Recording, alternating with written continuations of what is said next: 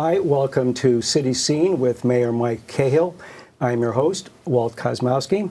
Mr. Mayor, welcome. Hey, Walt. Good to see you. Good to see you. This is our first show of 2017 here in the studio. Good start to a new year. Absolutely. Yeah. Well, you know, the kids are back to school after 3 snow days. We're all shoveled out, and it's almost spring. There you go. Good thought. Good Winter's thought. been and gone, let's hope. And Mike, you've brought with you a couple of guests. You brought Mike Collins, who is the Commissioner of Public Services and Engineering for the City of Beverly. Mike, welcome.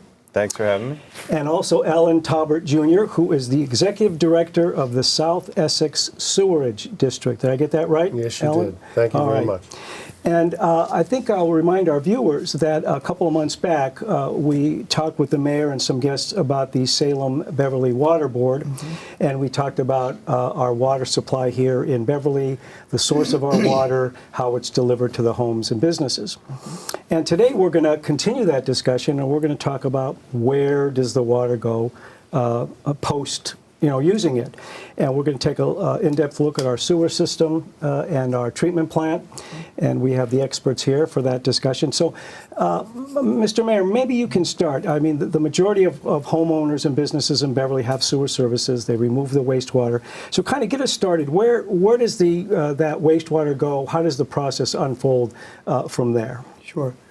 So after we use the water in our homes, it goes into the sewer lines and over to the treatment plant in Salem. I could give details, but these guys know them better. I'll try to listen, and I'm sure I'll jump in when I can't help myself. But why don't we just turn to our experts and let them walk us through things? Okay. Well, what I'd like to do, maybe for the benefit of our viewers, Alan, the folks that are not familiar with the South Essex Sewerage District, maybe you could just briefly tell us what you are. Are you a state entity? Are you a line item in the state budget? And maybe talk about what the mission of the South Essex Sewerage District is. First of all, the district is a separate entity called a district specifically. There are 3 of them in the state of Massachusetts. They're all been set by legislation along the way. The district was created in 1925 to essentially collect and treat and dispose of the waste from a geographical area that includes Beverly, Danvers, Salem, Peabody, Marblehead, a little bit of Wenham, a little bit of Middleton. The Commonwealth facilities up in Danvers is essentially what our mission is. Mm-hmm. And you say that the facility has been in existence since 1925? The district itself was created. There have been treatment plants built along the way. Okay. It's continued to grow since 1925. Yeah. And our sewage here, it goes into the sewer drains, and then it gets to, and I have a picture. Maybe I'll ask my camera person to zero in. This is the South Essex Sewerage District wastewater treatment facility in Salem. So I'll just kind of hold that up and let them get a tight shot of this. So is this where our Beverly's wastewater ends up in this facility? Yes, it does. Okay, so and Mike, maybe you can tell us a little bit about start from the fact where it goes into the sewer, and how does it end up at the sewerage plant there that in Salem? Well, most of the homes in Beverly are connected to the sanitary sewer system. A very small number, probably less than 2% now, are still septic systems. So there are a few septic systems left in the city, so they deal with their own sewage on site. But most homes in Beverly are connected to the sewer, usually through a small pipe, 4 to 6 inches, connects to a sewer line in the street, and water continues to flow downhill, ultimately trying to find its way. In Beverly, all of these network of small pipes, hundreds of miles in Beverly of smaller pipes and progressively larger pipes, work their way through Beverly, sometimes through pump stations and whatnot, but all with the ultimate goal of getting down to the foot of Water Street by the Jubilee Yacht Club. There's a very nondescript building at the end of Water Street that is the pump station. That's for most places in Beverly, that's the dividing line between what we do, the City of Beverly, because we maintain and operate the collection system within the city. But once we get down into that pump station, then it becomes an SESD facility, and the sewage at that point is pumped across the Danvers River and over to the sewage treatment plant where it meets up with the other 4 member communities of SESD. And just to clarify, when you said the sewer drain, you know, when you see those catch basins on the road and whatnot, those are separate separate storm sewers that go out into the various brooks, ponds, and beaches of Beverly. Okay, I'm glad you mentioned that. So a lot yeah. of people don't understand the difference between them because, you know, why would you if you don't know how these things work? But they are totally separate systems, and they're required totally different treatment for us.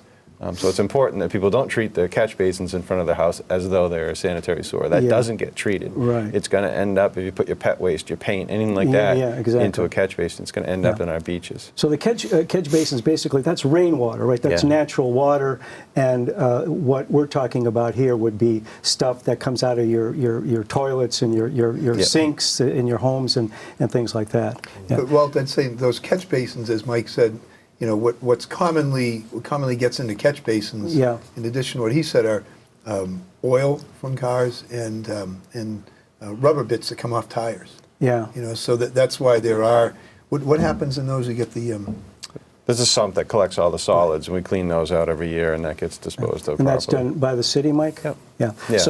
So even if all the people kept all of their, you know, their paints and anything else that they might throw in there, natural stuff from the roads, because cars drip oil, let's face it, little bits of rubber come off tires, that ends up in there, and you have methods to clean that up, of course. Okay. And now, what are the other cities that we have the pumping station, and then what are the other cities that bring their wastewater into your facility? Danvers, Yeah. Salem, Peabody, a little bit of Middleton, Yeah. a little bit of Wenham, Yeah. Beverly, of course, Yeah. Marblehead. and Marblehead. And Marblehead. So give us an idea, the picture that we saw before, give us an idea of the size. Where is it? It's located on a body of water there. What body of water is that? The plant's located at 50 Ford Avenue in Salem, Massachusetts, Okay. which is right near Salem Willows, Right. in Salem Harbor, right next to the Footprint Power Plant. Okay. Okay. And essentially, there's a 42-inch pressure main that is at the head of the plant, of which Danvers, Beverly, and Marblehead all come into the plant on one side. Okay. And how large a facility is this? It's designed to handle 30 million gallons per day with a peak capacity of 100 million gallons a day.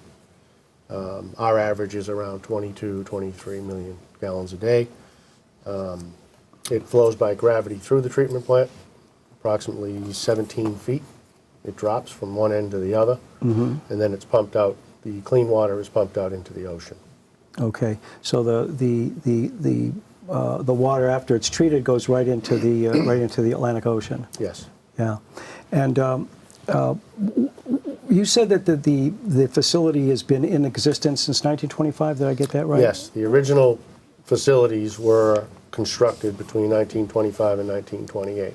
Okay. And that was a collection system, essentially at that point, and a pumping station to pump it out into Beverly Harbor, actually. Yeah. I think, well, maybe the evolution of treatment to primary treatment and now to secondary treatment is probably what people, you know, it'd be helpful for people to understand that, because it's been the evolution of the treatment of sewage, not just in our region, but around the country. Yeah, and I think that would be globally. interesting. Yeah. So I'll kind of start it a little bit earlier. In the early 1900s, there was a significant problem with sewage disposal in this geographical area. There were three big problems. One was people were worried about the Beverly-Salem water supply being contaminated from the state agencies up in Danvers.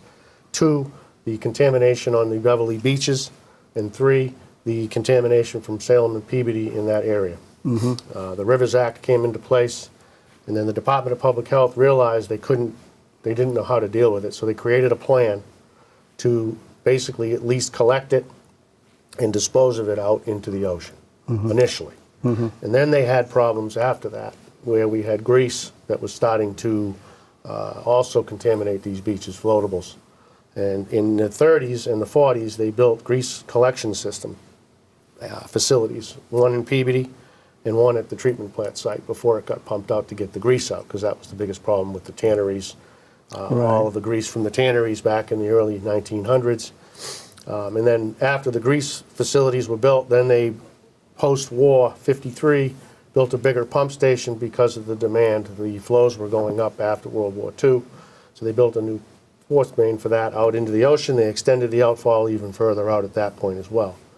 And then in the early 70s, primary treatment came into place, and primary treatment basically is the removal of settlable solids.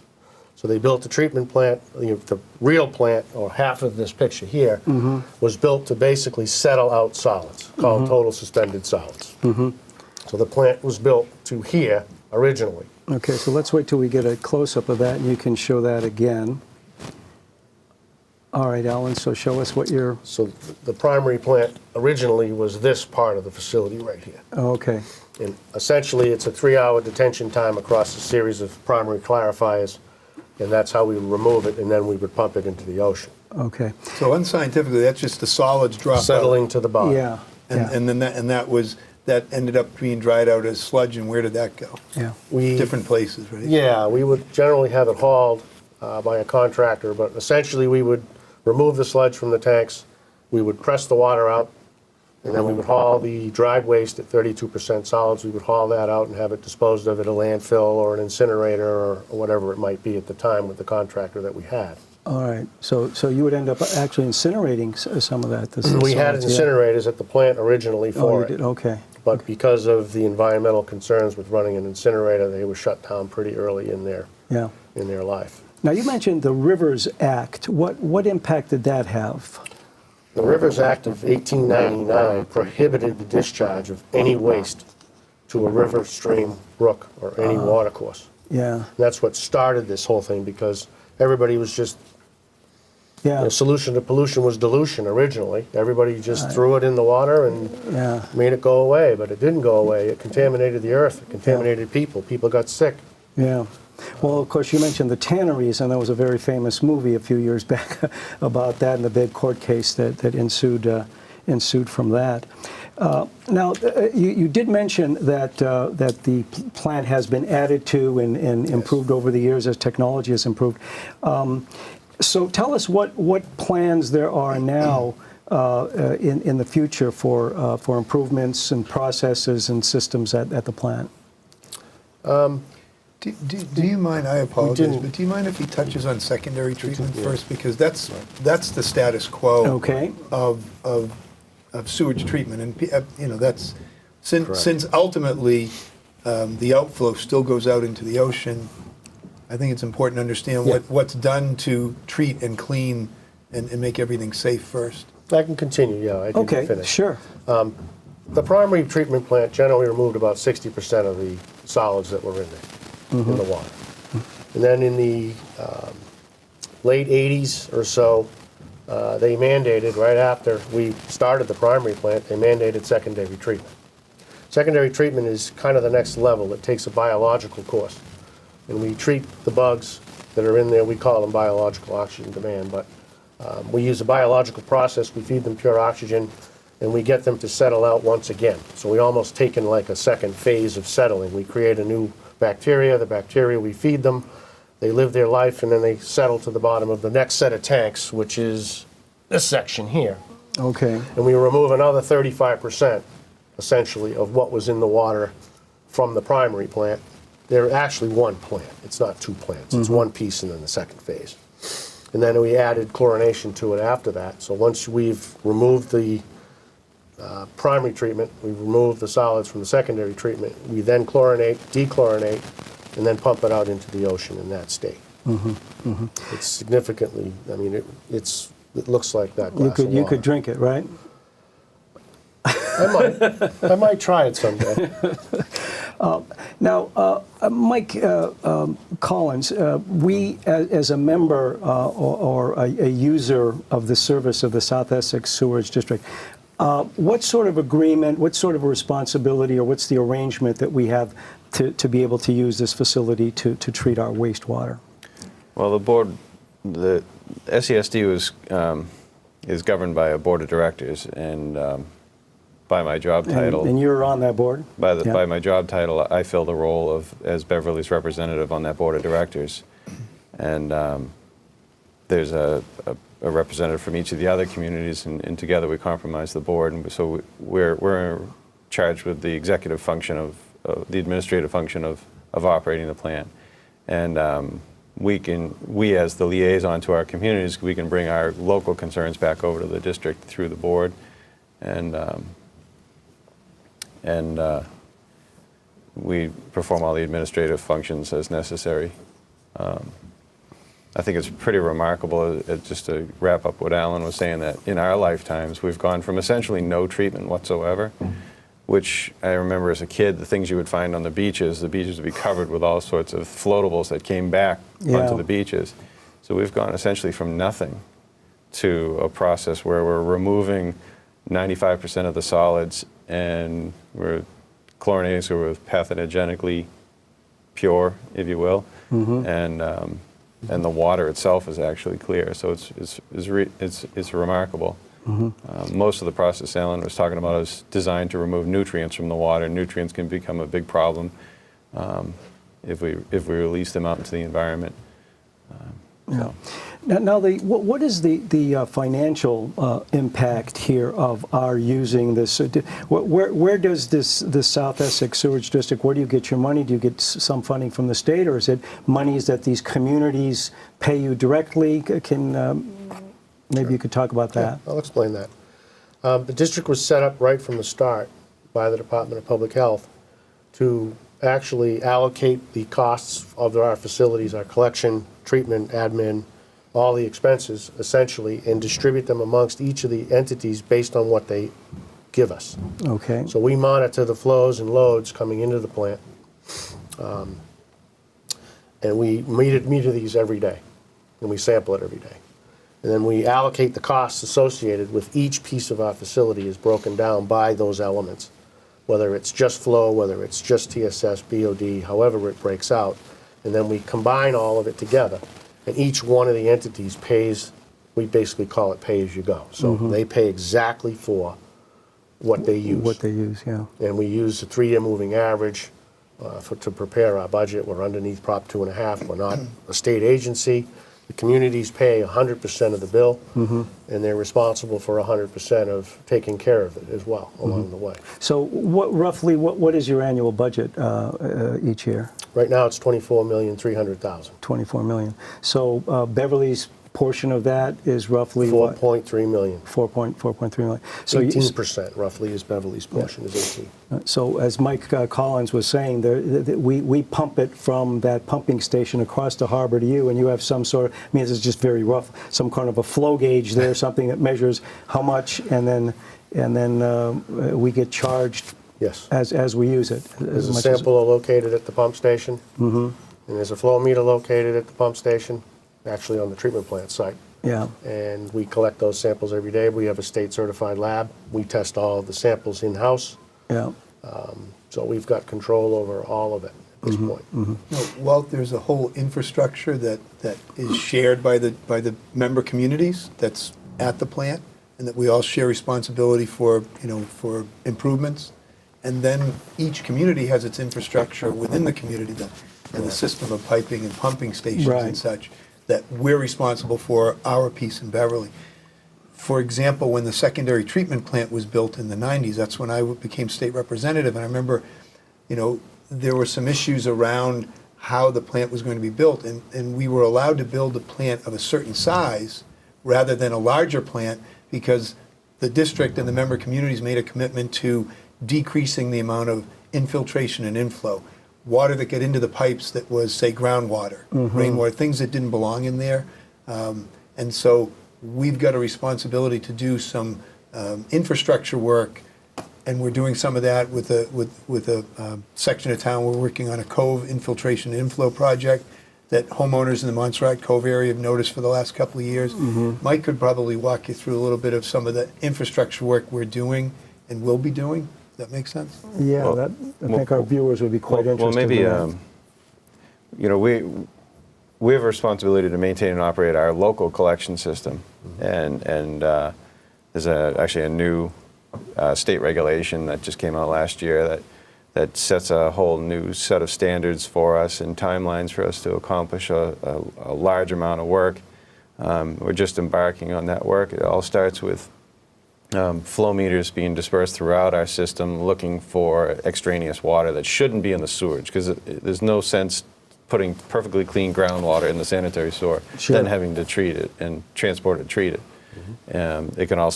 That can also lead to the sewers are sized for the domestic usage that we see in the city. They're not sized to have people sump pumps tied in, or roof leaders, or catch basins, things like that. That can put a peak flow on the system that will cause the sewer to back up into people's homes, and that's definitely not a good thing. So we are constantly, somewhere in the sewer system, we're constantly working and designing new projects to improve the condition of the sewers and to prevent groundwater from leaking into it, because that's all less work for the sewage treatment plant at the end of the day. Yeah. To touch, you started to go down the road a little bit of what would the future, what does the future hold at SESD? Because I think if I can interpret, one of the things you could talk about, Alan, would be the life cycle costs and the life cycle programming that we have at the district, and that even though the plant was essentially rebuilt in 1998, we're reaching the end of the useful life of a lot of the materials.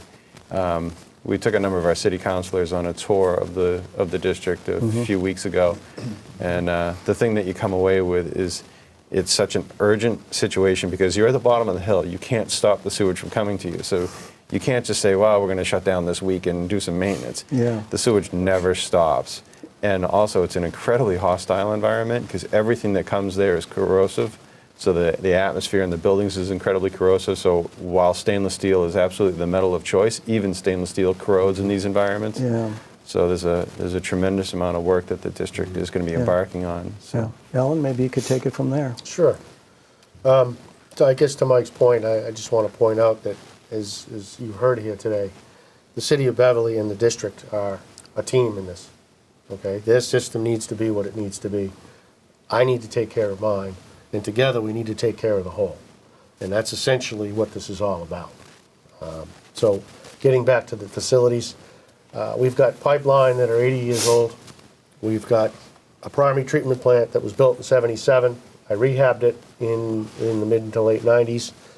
The secondary treatment plant was built in the late 90s. So we've reached the end of our second life cycle of the first primary plant when it was constructed. We're at the end of the life cycle for the secondary treatment plant piece that was built. And at this point, my whole horizon at this point is to plan for and execute the rehabilitation and the maintenance and keeping the sustainability of this complete asset moving forward from here on out. We're not going to be building a new one. So right now, my job is going to be to take care of the one that I have. And that's really what my function is at this point. I'm looking forward, I'm planning, I'm trying to come up with the finances and the funding to cause the least amount of impact to the city of Beverly and all the other member communities as well, to efficiently and effectively maintain this asset without having to really borrow money if I don't have to. Yeah. So take us, Alan, down that. So you probably have some number that you've kind of projected that I'm going to need X millions of dollars over the next 10 years or 12 years, or you have certain projects where you want to revamp this part of the plant or that. So, and you can't do that piecemeal. You've got to do the. So, what are the options that you would give to the cities that are your customers, if I may say? What options would they have to come up with that money? There's a variety of options. One, pay cash for it, plan ahead and pay cash for it, which is kind of what we're doing now. We have a 5-year, $20 million plan that's in place right now. And right now, the board has accepted the plan that I've put together to be able to fund those with cash without borrowing at this point. So that's the $20 million plan. Beyond that 5-year plan, there could be several projects. A large project, for instance, like the Beverly Force Main, which was put in 1989, is one of the assets that's critical to us. It's the main pipe that feeds all of Beverly to us, is one of the assets that I have in mind that we're going to need to take a look at. When we get to that asset, we will be talking directly with the city very closely to come up with plans, whether we get a loan from the state, we borrow on our own, we pay cash, We're not really sure. The city could borrow money to pay for it, pay us for it.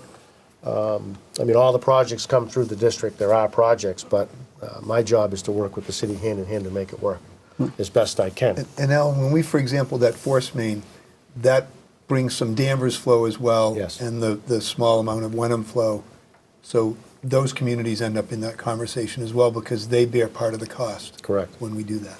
All of our assets are broken out by that. So in an instance like that force main or the pump station itself, all the costs are roughly 55, 45 between Beverly and Danvers. The treatment plant, it's 18% Beverly. So they're all different based on apportionment agreements that were provided and built along the way that were all So you've got formulas signed by yeah. all of the entities involved going back in time as far as they go for each one of these elements.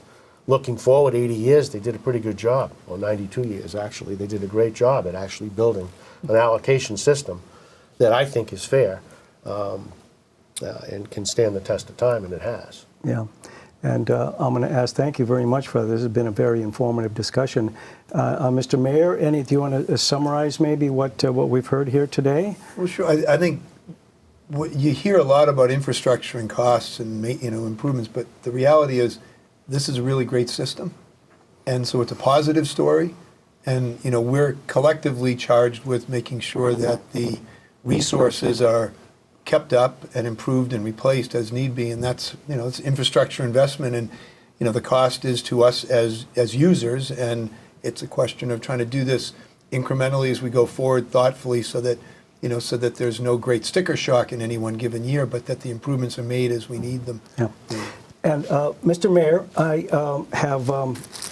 I'm going to change the subject completely. At our BevCam every year, we have our annual meeting. And last year, we had an award that we gave to the mayor of the city. And you had some other city business. Of course, you're a busy man. And I never got a chance to give you this, and I've been looking for an opportunity. And maybe the camera can zoom in on that. And this is the BevCam Hannah Award, Community Spirit Award, presented to Mike Cahill, the mayor of Beverly. So I thought I'd do this on camera.